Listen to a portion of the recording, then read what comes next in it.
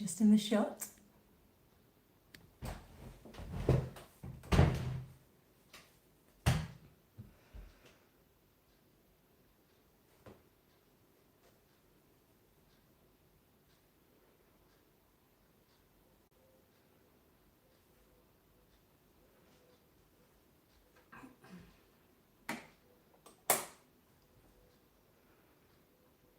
Hi everyone, just waiting for people to join. Sorry, we're slightly late starting there. Hello. Hello Rosie. Just a few technical difficulties, but we're all on track now.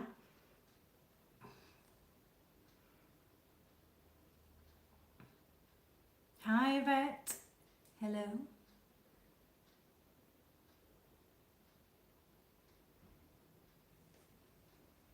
So as you're coming in, just say hello, introduce yourself. Hi there, Nicole. I'm just gonna adjust my, just want to make sure you can see everything properly. Is that all right? Hopefully, yeah. So I'll just wait a few minutes just so that everyone finds the link and joins on, and then I'll tell you what I'm going to do today. Maybe just have a sneaky little look at my instructions beforehand. Honestly, I did read them. Hi everyone, just say hello in the chat if you're joining. Laurianne, hello. Karen, hi, thanks for joining us. And yes, say where you're from. So Laurianne, we know you're up nice and early over in Oregon. What is it, 5? Plymouth? Karen, not such a time difference, but thank you for joining us. Hopefully this coincides lovely with a lunch break for you.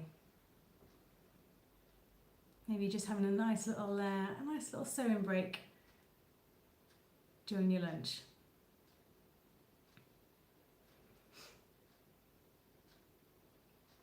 Five a.m. You're committed. You're committed to the sewing, Laurianne. I like it. So I'll just tell you a little bit about what we're going to be doing today, or what I'm going to be doing, and maybe you're joining in at home if anyone is sewing this live at home. I am going to be sewing up one of our kids patterns today, which is quite exciting because the kids patterns are really fun, easy to make, nice small little projects. So if you know anyone small, maybe they're related to you, maybe it's your next door neighbour. You know, it's a great excuse to do a little bit of sewing with some small bits of fabric. That doesn't take too much time, and great for practicing new techniques as well. So I'm going to be sewing up our walnut duffel coat pattern, which is one of our newer poppy and jazz patterns. We released it in November, December last year, I think. So yeah, this is one of our newer patterns, and we released it as a duffel coat. So we released it with the idea it would be made up in wool, as a lovely snuggly, winter jacket for those little ones. But I'm going to do something a bit different. I'm going to attempt to make it as a spring jacket. So I've got a little boy who's he's 16 months, so almost a year and a half. So he'll just be coming into the walnut duffel coat starts at 18 to 24 months. So he'll just be coming into that size range. So I'm going to make it the smaller size, and I'm going to try and make it as a spring coat. And I've got this lovely mustard cotton canvas, which I think Lisa used recently to make a Dorothy jacket from. I feel like I saw that the other day. I hope I'm right there. So we haven't got much of this left at the moment. I don't know if maybe we're going to be getting some more in. It has sold really, really well. So that's what I'm going to use anyway to make up the coat in. So instead of making it as a duffel coat as well, I'm going to put poppers down the front afterwards. But that'll be one of the last things I do. So hopefully, so I probably won't be able to do that today, but it shouldn't change anything in the construction, because all that's going to be different is at the end when you would normally put the toggles and the cord on for the duffel coats, for the duffels, the toggles? Sorry, I've lost my words. When you'd normally put those fixings on at the end, I would just be putting poppers on instead. And on Stitch School we have a little video on how to put in poppers and snaps if you've never done that before. So maybe don't go and look at it now, but later on you can check that out. So yeah, I'm going to make it as a little spring coat because the pattern structure will still work really well. so this canvas has got a really nice structure to it. It holds itself very well, so I think it will give it a really nice little shape, and you know, it's something you can just whip up in not very much fabric. Well, it's quite a long question there. I have got Rosie on board today. She's in the chat, so she'll try and answer some of your questions. If you've got any particularly very long questions though, feel free to send them to us on email, and we can take a bit more time to get back to you then. So let's get started. So yeah, if you're just joining, do say hello in the chat and say where you're from. Maybe what the weather's doing for you today. We've just had a public holiday, bank holiday here in the UK yesterday, and so far the last month has been quite nice. Yesterday it just rained all day, which is horrible. No one could do anything. So I think everyone around the country was just sat inside looking out the window, thinking of all the walks they could be going on and things like that. Anyway, so also to say that if you're making the walnut duffel coat, it comes with two variations. So it comes, our Poppy and Jazz patterns are designed to be quite simple sews, you know, nothing too taxing. So we've simplified the lining technique in the duffel coat. So there is a lining option if you want to do that. It's just slightly simplified. It's slightly different from bagging out the lining that you would normally do on a coat. So you can do that, or if you want, you can bind your seams. I was going to go for a lining, and then I thought, well, I want it to be a lightweight coat that I can layer lots of things under on my little man. So I decided to go with binding instead. So I have made binding with this lovely narrow cotton we've got. I don't think it's on the website yet, but it's a stripe, but obviously because I've made bias binding from it, we have a video on that on Stitch School as well. That's why it's got this lovely diagonal pattern. So I think that's going to look really cute inside the coat, and when we roll up sleeves and stuff like that, you'll see this lovely bit of binding. So yeah, I've got bias binding, which I'll be doing as well. Do I need to tell you anything else? I don't think so. Oh, some other things, because I'm working with a canvas here. It's got this lovely twill weave actually. It's kind and a tiny bit of stretch to it, which I think will make it quite comfortable to wear. I have put a heavier needle in my machine. This is 100 weight, which I think is at a 16 in old money. Or was it 18? It's a 100 weight needle anyway, so that's more of like a denim needle that I'm going to be using, so that will pierce through the fabric much better as I'm sewing along. Anyway, I will get cracking, and anything will come to it as we go. So first thing is a little bit of ironing. There's always a lot of ironing involved, isn't there? So we just need to put interfacing on the front section, so I'm going to fold over this front facing, and we're going to have interfacing on the inside, and that's to give support to the fixings. So if you're using the toggles, then that will help support those, and it will also give a good bit of structure there. I did debate whether to put it in or not, but I think because I'm using poppers, I always like to interface under where the poppers go, just to help keep those in place. It's the worst thing when you've put a popper on or a snap and then you try and open it and the whole thing comes off, or it comes through the fabric. Oh, and then you end up with a hole bigger than your popper. That's not ideal. Anyone else done that before? Just me? So anyway, I decided to interface. Oh, someone from Australia joining. What time is it in Australia right now? Night? Like midnight? Do correct me. So anyway, I'm just pressing on my interfacing here. I'm using just a bit of calico as a pressing cloth, because sometimes I find that interfacing can stick to your iron, and then you end up with just a horrible gunky mess, don't you? So I like to use a pressing cloth. It's just a bit of leftover calico from a toile actually. So I'm just popping that on. I did see someone once who had like a massive a massive pressing machine, I guess for doing, I don't know, trousers or something like that. And she would use it for sewing and just put all her pieces in, put all the interfacing on, put it down to press. 2 minutes later, everything is interfaced. I think that would be a great thing to have. 10 p.m. in Australia. Oh, that's not too bad. So you're just watching before going to bed. That's quite nice.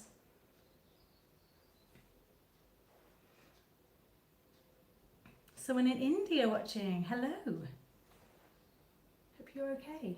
Hope you're staying safe. Right. Got the boring interfacing out of the way. So as you're going through the instructions, it will talk about version 1, version 2 for the duffel coat. So what you might want to do, and what I had planned to do, I even got my highlighter out but didn't quite get there, was to go through and highlight all the versions that I'm actually going to be sewing throughout. So I am sewing version 2 with the binding, as I mentioned earlier. So yeah, it can be helpful just to go through and just highlight all those bits first, so you make sure that you're sewing the right thing. You don't end up accidentally, I don't know, putting a lining in or something when you hadn't meant to. I can't imagine that would happen, but it could get a little bit confusing. I know certainly when we wrote the instructions, we had to really follow it all when we were going through. So the first thing we're going to do is just to bind this front edge here. So I've got my binding here, and one little tip. So in the instructions for the binding that we've got in the coat, we tell you to sew it on in 2 steps. So we tell you to open it up and sew it on one side, and then fold it round and sew it on the other. For speed, I'm going to sew it on in 1 pass, hopefully. So what I've done is when I've folded my binding, I don't know if you can see, I'll try and hold it close. Is that focused? I've folded it slightly off like that. So one side, there's a bigger overlap than the other. And what that means is I will fold that round my raw edge with the smaller side on top and the bigger side on the back. And that means if I sew it in 1 pass, because the risk when sewing it in 1 pass is that you don't catch the back, right? So if I sew it in 1 pass, I should have a better chance of catching the bit on the back first. So I'm going to sew it with the right side facing up. So this is the bit that I will know will look the neatest. And just machine wise, I've just got a normal standard stitch length of like 2.5 here, straight stitch, and as I mentioned, a heavier needle as well. So yeah, step 1, just bind that front edge. So I don't pin it in place first, I just put it on as I'm sewing.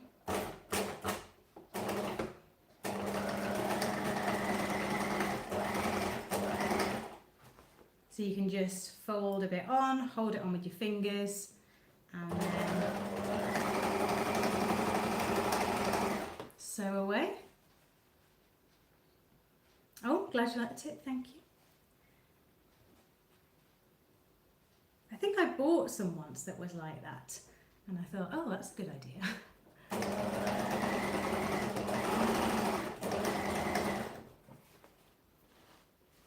Because after too many times of having to go back and unpick and all that, you start looking for better ways, easier ways to do things, right?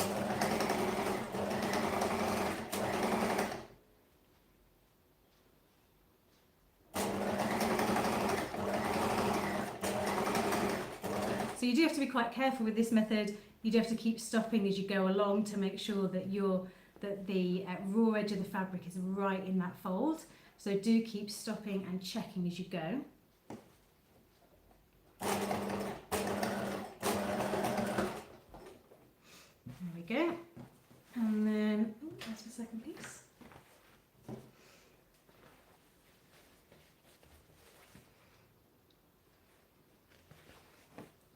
Glad you like the binding, thank you. Yeah, it's cute, isn't it? I think it goes really nicely with the mustard as well. Navy and mustard, I mean, it's a good combo. I'm just feeding in the next bit, by the way. Sometimes if I'm doing like a lot of sewing this same kind of thing, I tend to just chain sew it together for speed. So I'm just feeding the other front piece in, and then I'll just trim the bias binding off the top later.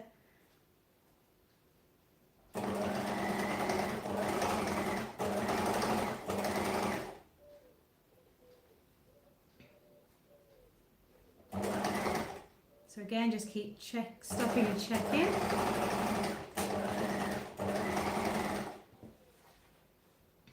And I made this binding using our technique, the technique that we show on our Stitch School site. So that's for doing continuous bias binding. So basically what you do there is you cut a square of fabric, and then, well, we show you on the thing, but you use that one square, you just sew 2 seams on it, and then from there you can cut one long strip of binding, and it just makes it a lot easier than cutting loads of strips and then piecing them all together. Because if you want to make your own binding, it can be pretty fiddly. So that's a great method if you've got like a fat quarter of fabric or something like that.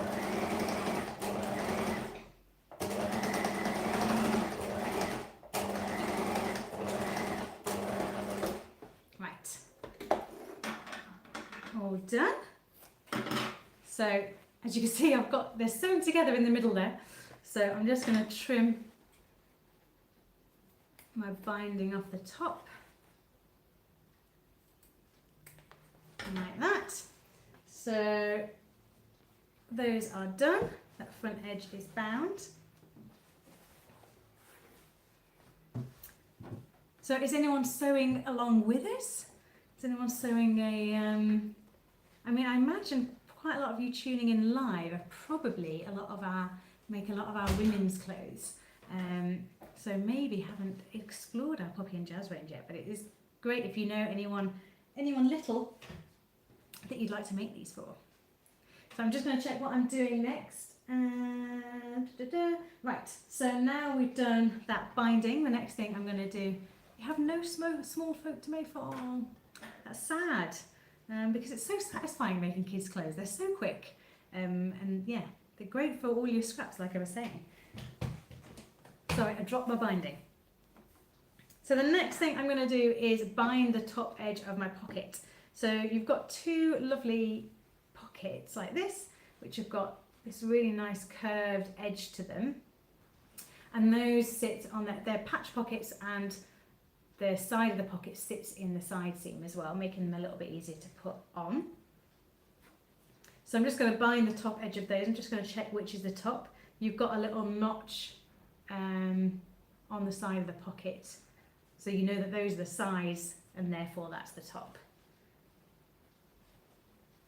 So I'm just doing this while I've still got, I'm going to change my thread in a minute. Oh, you're making a t-shirt. Oh, very nice, Karen.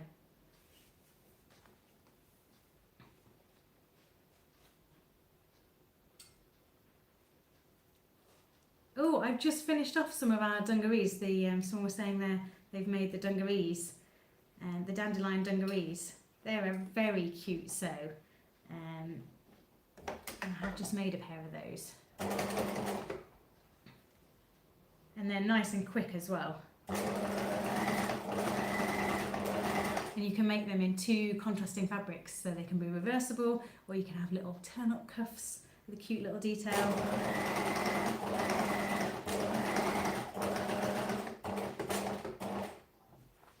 So again, I'm just going to feed in the next pocket.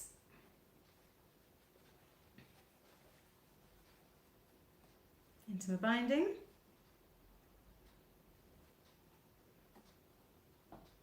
So if you're a quilter at all, then chain piecing will be very familiar to you.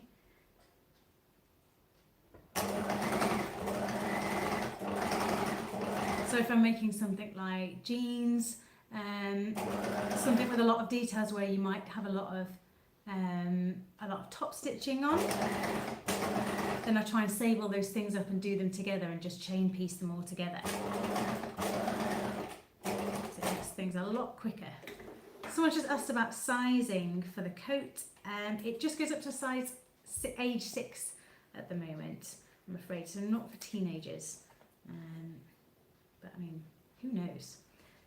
But yeah, at the moment it's just designed for very little people. Alright, so now I've bound the top edges of my pocket. I'm just going to iron over, fold, so I'm going to fold over the top edge to the inside like that, at your notch, so use your notch as a guide, and it's 2.5 centimetres. Is how much you're folding it over by. But use your notch too, because if you've bound that edge and your binding's a little bit off, then when you measure it, it might not be completely accurate. So it's very useful to make sure you use the notches there to be sure you get it right.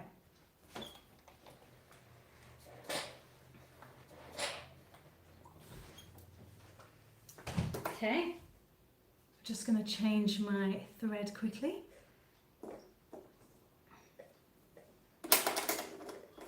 So obviously you don't have to do this, but I wanted it to all match. So for your top stitching, there's sections where we tell you to specifically to top stitch, and you could use a heavier weight top stitching thread there. If you do, make sure that in your bobbin you use a normal thread, because your bobbin will not appreciate the top stitching thread, and neither will your machine. So you could do that. You could use a triple stitch. I know some people do that to get a really thick line of stitching to sort of represent, you know, that imitates top stitching thread, and then you don't have to change your thread at all. Or you could just use a normal thread like I'm doing, and use that as your top stitching thread instead. But it depends how much of a feature you want to make of it. Right, so the next thing we need to do is we need to fold over this edge so that when we add it onto the pocket, it's all nice and neat. So it's a curved edge, so that can be a little tricky to do. So what we're going to do here is sew basically a basting stitch or like a gathering stitch onto this curved edge. I'm just going to go from about here, just above the curve, and just go round to about there. And then I'm going to pull up those stitches, and that'll help me to fold that, to ease that curve in, so I can fold it inside and press it a bit easier. I think this could be a little bit more tricky on this canvas than it would be if you were using a wool fabric, because they tend to be a bit more malleable. You can sort of persuade them to do things a bit easier and have a little chat with them. So just bear that in mind. So I'm just going just under a centimetre, just around this edge.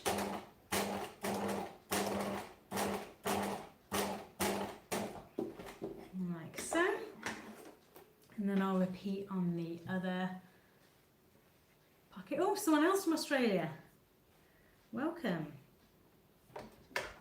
I love the idea that people at such different time zones, different places around the world are all watching.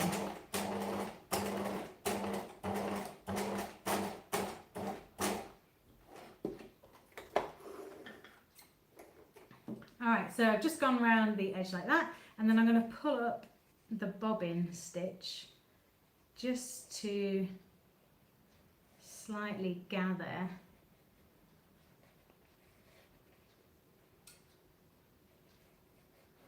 that edge in there, and I don't know if you can see, but it's just curving the edge of the fabric nicely, you know, as you would on a sleeve,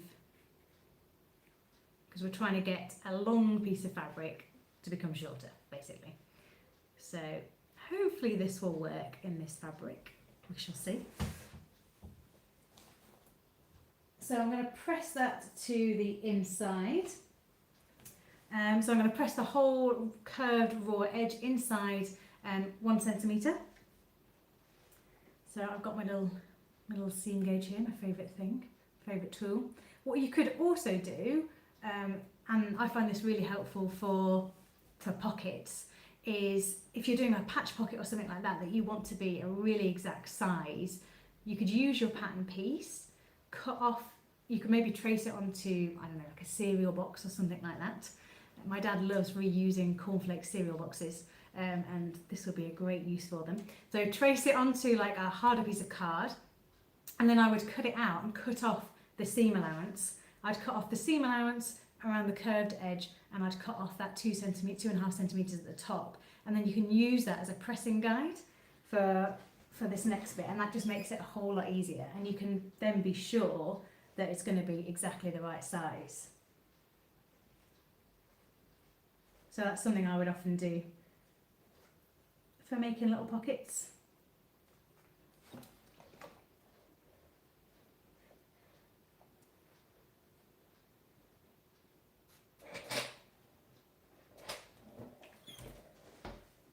So that basting stitch that I've done there, I mean, you can't really see this bit. A bit closer to me, maybe that will help. Yes. That basting stitch that I've done there has really helped me to ease that curve. What I might need to do though on this fabric is just trim it down slightly. I'll see how it looks from the outside afterwards.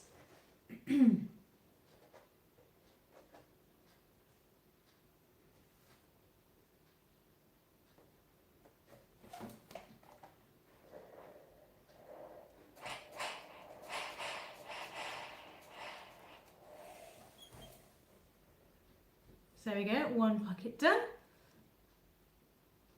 Nice curved edge there, not too bad. I think I can live with that. But yeah, I think in a wool or something that would be a lot easier. I mean, you could also make this in, like, if you wanted a really lightweight jacket, maybe like a heavier linen or something for summer. Think of beauty. You're too kind, L'Oreal. You know, that might also work. Or you could make a little raincoat version out of some waterproof fabric for splashing around in puddles. That's what little kids do, isn't it? Jump around in puddles, get really muddy. This might help them not get quite as muddy. But yeah, I think if you did that and then used poppers again instead of the toggles, that would give you a really nice look.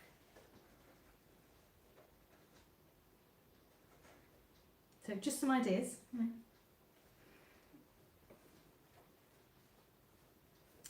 All right, so I'm faffing basically over, folding over this raw edge here.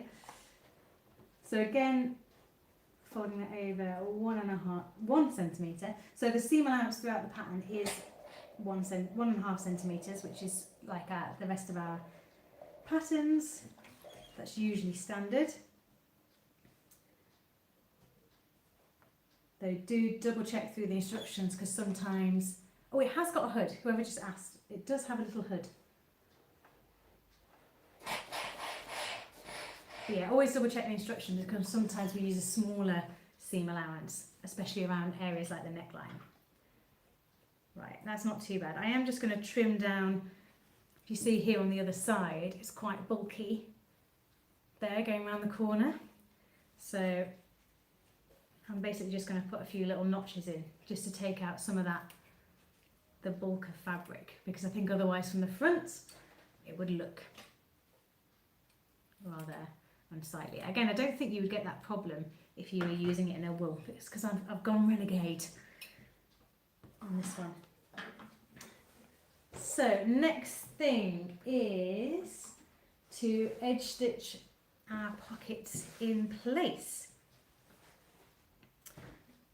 now that they're looking all neat.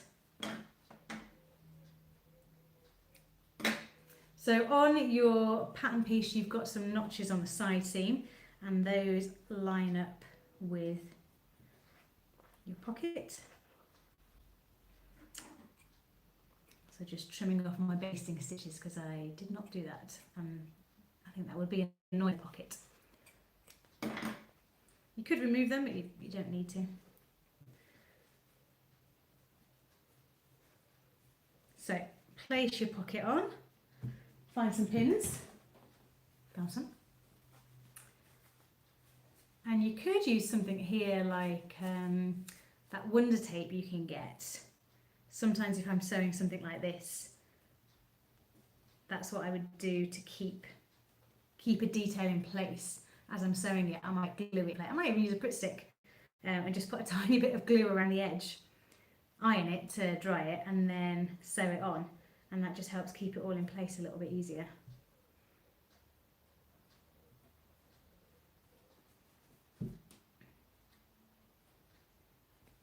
So just to show you, there we go, pinned in place. And I'm just going to sew, I'm going to edge stitch it, so I'm going to sew right around the edge of the pocket. And I might even do a little triangle at the top just to keep a bit of strength there, because that's an area that could come under stress. So you could put a little bar tack there if you wanted, or you could put a little triangle. If you think your little person might be sort of yanking around in the pocket. You could use an edge stitching foot to do this, or if your machine allows you, you can just move your needle position over. So I've just moved my needle over a little bit here. And for top stitching, oh, I'm still on a basting stitch, I'm going to use a longer stitch length, so about 3. And that tends to give you a nicer look on the top of the garment. But have a little play around with your machine. And obviously you could use, like I said, some top stitching thread if you wanted.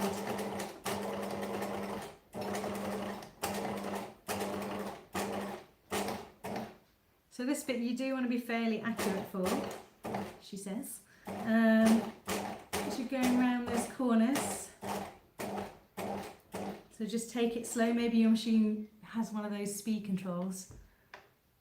Her pocket's full of stones.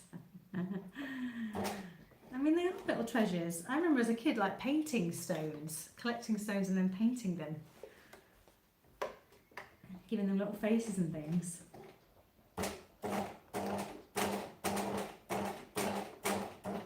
So maybe that's what these pockets will end up filled with. Who knows?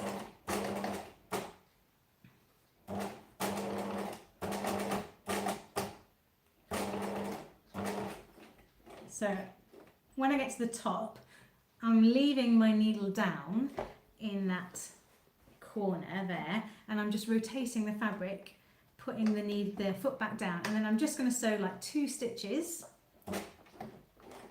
leave the needle down again, rotate again, and then I'm just going to sew a little diagonal, so like you would get on a shirt pocket or something like that.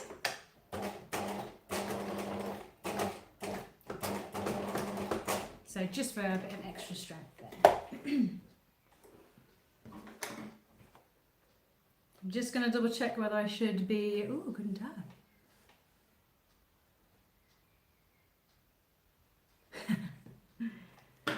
I'm just double checking whether I need to be sewing the side seam at the same time.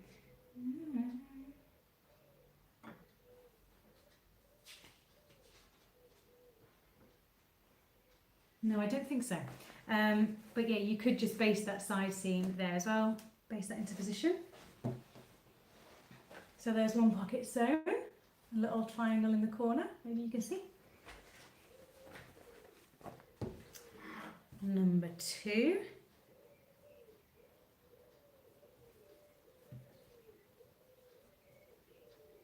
So my last sew along that I did was this Roxy jumper actually, which was a very speedy sew. I think I got it done in an hour, but I'm not sure I'll be quite as fast this time. You know, some days you're just speedy and some days you're faffing around. Is faffing an international word?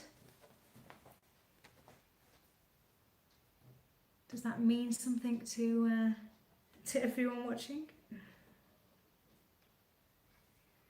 Lorianne, do you know the word to faff over in the US?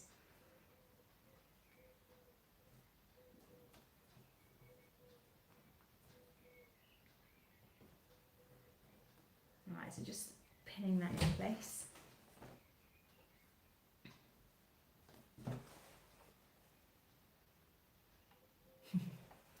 So maybe not. So faffing is kind of just, oh, you know, in Australia, sort of when you're, I mean, you're doing something, but you're not being very productive at the same time.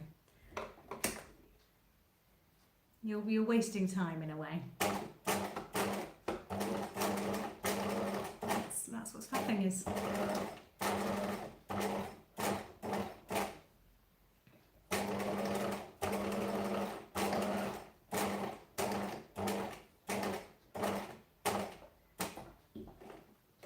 So I'm just top stitching this other pocket down now. Again, I'm trying to concentrate. We would say messing around. Yeah, messing around, I guess. It's not quite the same, but it's very similar. It's like when, you know, when you go to leave a house and your partner says, oh, I just need to, I don't know, do my hair or find my wallet or something. You know, it's sort of, it's faffing. Those are things that could have happened another time. I don't know if my husband can hear. He's a good faffer. Right, I've sewn this pocket. I've tried to sew it in the same direction as well, so I had to move my needle across to the other side. I think that's worked.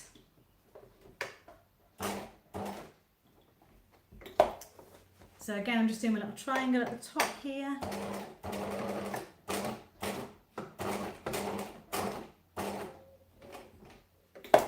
Like so. Right, 2 pockets on. Not bad. So if you move your needle across, remember to move it back now. Otherwise your seam allowance will not be right as you're sewing later on.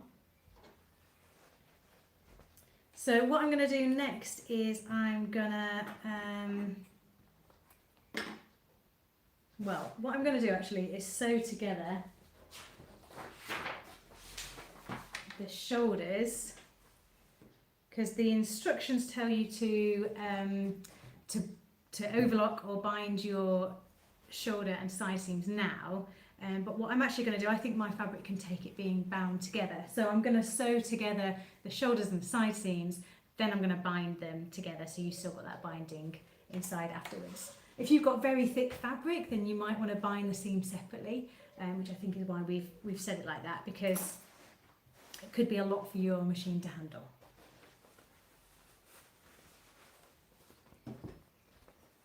So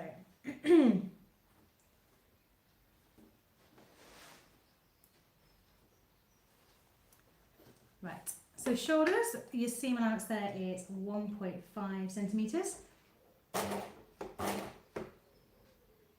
Just double checking that it is 1.5 centimetres.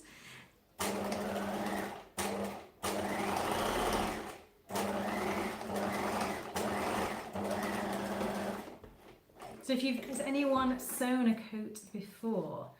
I know we've got our new Dorothy jacket out, which is a really great starting point for sewing up coats. But I feel like coats are one of those projects that look a bit, Sarah, I like that one. Yeah, coats are one of those projects that seem a bit intimidating, but actually they're not that, like, you know, if you're making a nice blouse or something like that out of viscose, that's a much more fiddly project.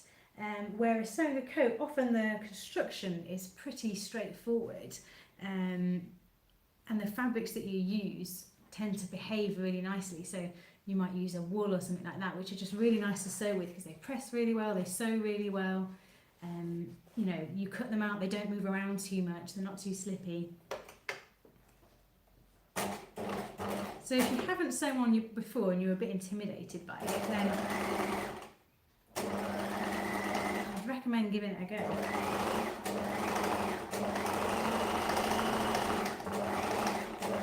So I'm just sewing up the side seam here. Often as well, if I'm sewing, ooh, someone's making a Dorothy. Now that's annoying if you're waiting on supplies for it then. Sometimes sometimes you're all ready to get going and you don't have, I don't know, the right colour thread or the right needle or something.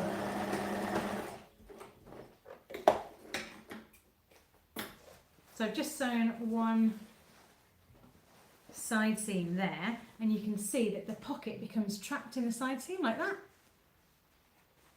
So that's why we didn't need to finish that other edge of the pocket.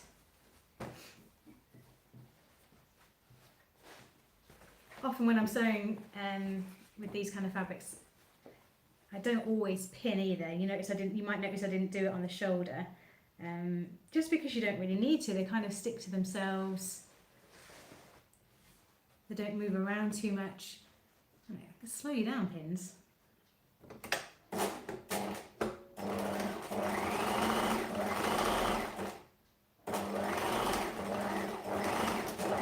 I think that does depend on your confidence. If you're fairly new to sewing, I would say stick with the pins because they are very helpful.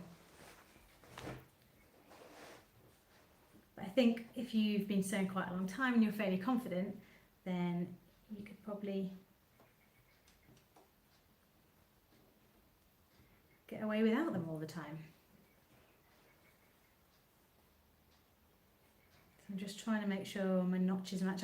You've got notches on your side seams on the back of the coat as well, to help you line everything up.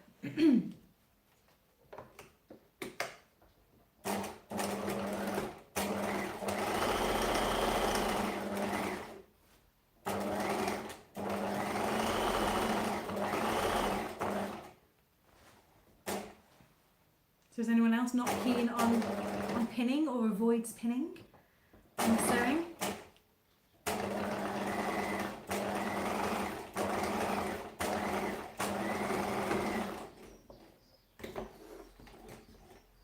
Or are you one of those people that uses, all the pins? Sometimes if I'm doing something very tricky, I will put one every couple of millimeters to keep it in place. Ooh, you use clips. Are you a quilter as well? Lesson quilting, yeah.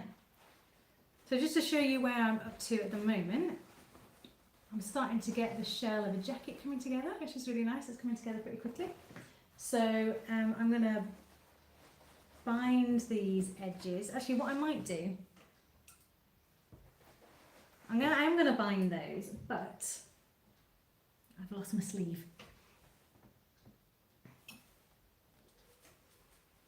This is the hood, need that for later. What I'm going to do first is I'm going to sew the sleeve up because I don't want to change my thread. Ooh, satin, yes. You want pins with that. I'm just going to sew the sleeves up first because I don't want to change my thread colour before I do my binding. So that's another thing you can do. If you sort of look through the instructions and you think, oh, well, that could be done the same time as that thing that needs to be done together, then you can do that. So just sewing the underarm sleeve seam here.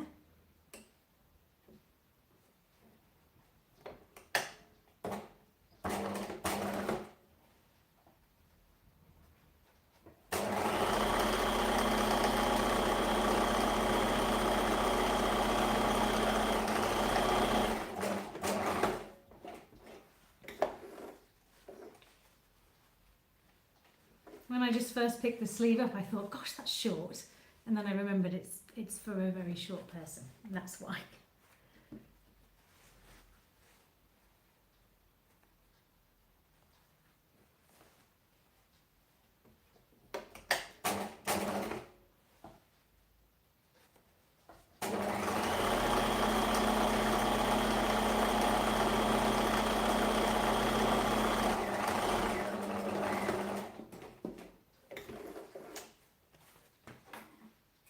Okay, so those are done. So next step is to bind the underarm.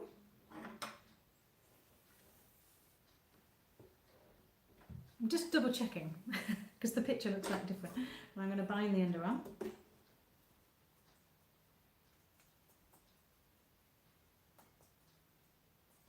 So if you were making the lined version, you would press the seam allowance open.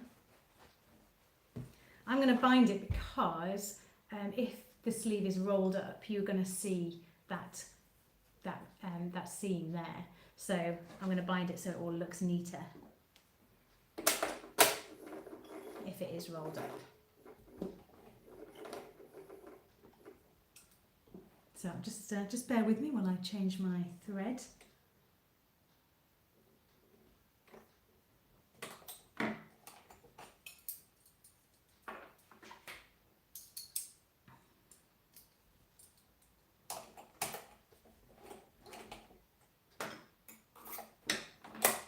There we go. Okay.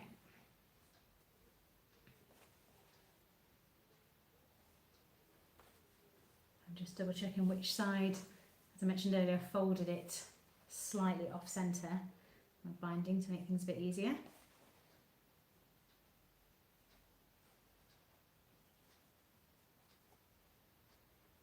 So give it a press if you are not binding.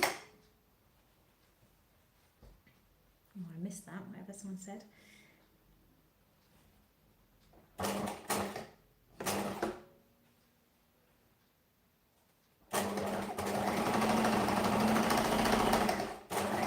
You do have to be a bit cautious about adding the binding because obviously it does make those seams more bulky. And if you think about when you've got intersecting seams, such as under the arms here, you're going to have different bits of binding meeting. It can make those sections very bulky. So what you could do, if you wanted, say, the binding when you rolled up your sleeve, you could just bind the very bottom bit of the sleeve so that that shows when the sleeve is rolled up, but under the arm you haven't got the same bulkiness there. So that's a good way of doing things if you think, I think that might be could be uncomfortable to wear, your machine might not like sewing it.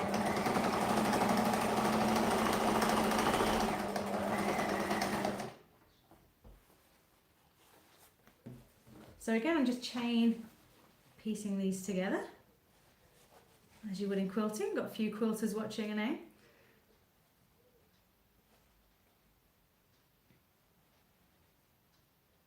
I think it is nice to do something like quilting in between dressmaking because you get to, use a lot of the same techniques, but you don't have to worry about the fitting. You can just cut it out and it's the right size. I think that's possibly my thing I least look forward to when making something is fitting.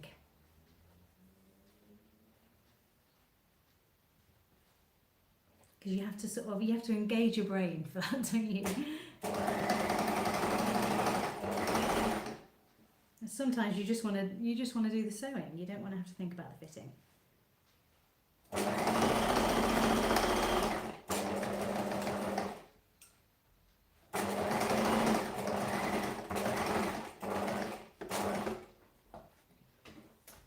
Okay, sleeves done.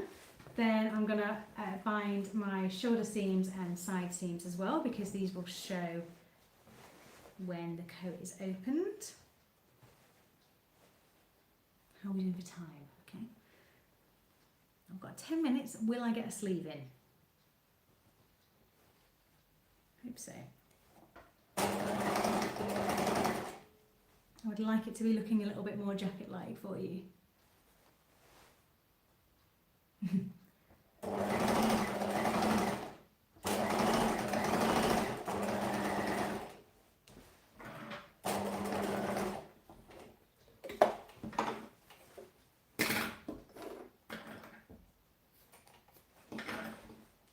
Okay, I can't chain piece the rest of it because everything's a bit too close together. But then I've got my sleeves done.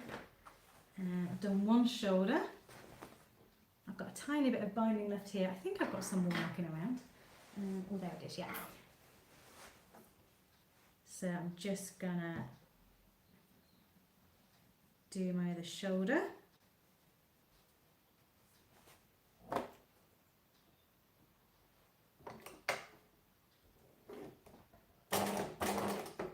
So if you were doing your lining, if you're doing the lined version, you will need to make sure you're pressing your seams as we've directed you in the instructions.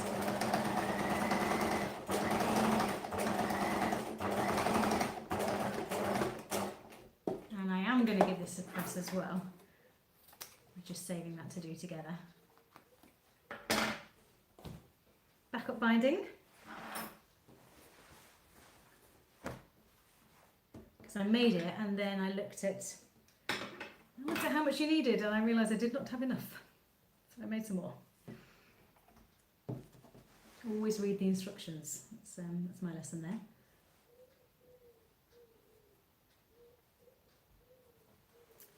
What I am going to do in this side seam before I bind it is I'm just going to trim down the pocket bag. So I've just opened up the side seam there and I'm just trimming, see that's the pocket inside there, and I'm just trimming down that because I can feel it's very bulky, especially where you've got that little bit of binding there.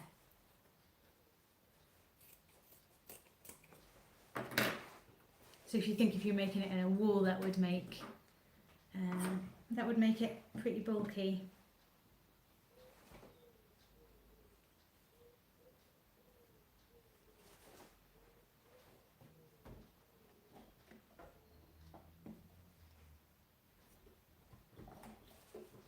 Got the wrong end of my binding, hang on. I wanted the side with the shorter bit folded over. Okay.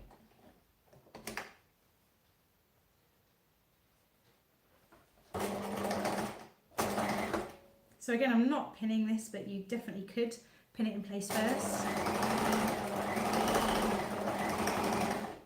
And you could also use the two-step binding instructions that we talk about at the very start of the duffel coat. Will I bind the hood curve? Yes, I am going to do that. I don't think I'll get to it today, but what I was going to do is, because I think we tell you, I haven't got there just yet, but I think we tell you to finish that seam together, but what I was thinking would look really nice is to finish it separately. So I think I will press open the seam that goes around the curve of the hood. I presume that's the one you meant, inside. I'm going to press that seam open and then bind those two pieces individually. You could do that before or after you sew it. So I'll bind those individually and then I'll also bind, we fold over this, the front edge of the hood to the inside. Would you ever bind from sleeve to hem? Ooh, all in one go. I mean, I guess you could. I'd need to think about that. But well, I think you would struggle with the intersecting when you've got the seam here actually. So that might, yeah, I think that's why you would do it separately, because joins like that, if you're talking about going, if this is what you mean, going from here all the way down to the hem here, then you've got that seam here. So that's why you would need to bind it separately. So anyway, I think I was talking about the hood. Yes, you would, I'm going to bind that front section there, which will be pressed to the inside. So you'll see two lots of binding on the inside. I hope that makes sense.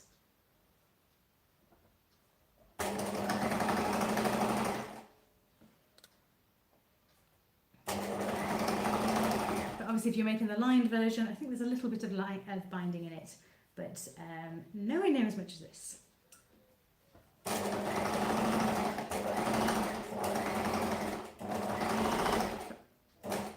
Obviously there's a bit more work to do if you make the lined version. Rather than making up binding first, you need to cut out another piece of, you need to cut out your lining fabric, and then also you need to sew that up separately as well. So if you're looking for which is the speedier one, hard to say.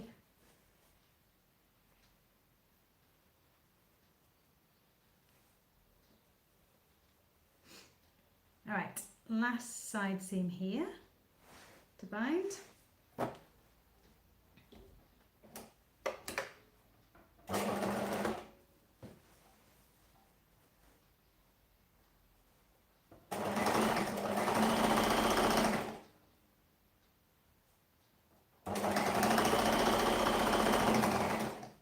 Thankfully my machine is pretty speedy at doing this.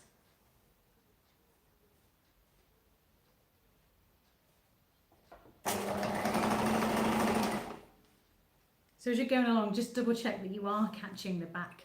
Maybe the back might move a little bit as you're sewing, and you might not notice till afterwards, and then you have to unpick it and do it again, and that is annoying. So just double check as you're going, yes, that you are catching it.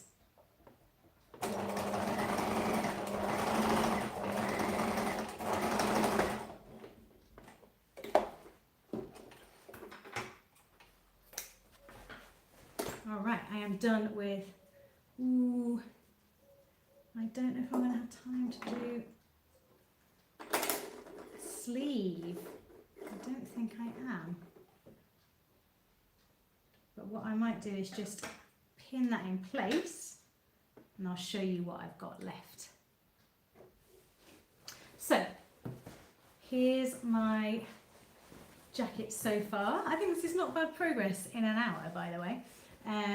If you want to see how fast you can make up a little coat, then it does come together pretty quickly. So I've got my front there, which has got the pockets done. These sections at the front are going to be folded inside afterwards, so you'll see like that as you open up the coat, you'll see that lovely flash of binding there. Then I've got my sleeves that I'm going to put in, so I'm going to put the sleeves in next. Then after that it comes. So once you've got your sleeves in, then you need to insert your hood after that, or insert your lining after you've inserted your hood, and then you need to do all the finishing touches, so the hems and the toggles if you're using those as well. So I'm going to use, like I said, I'm going to use poppers on the front instead of toggles.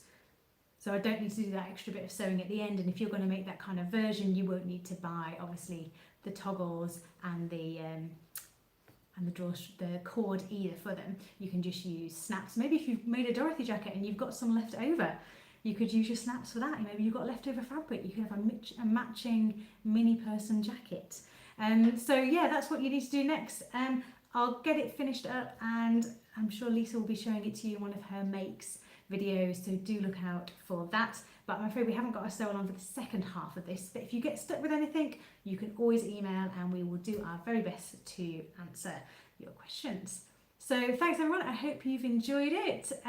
Thank you for keeping me company for this hour, and enjoy the rest of your day. Bye.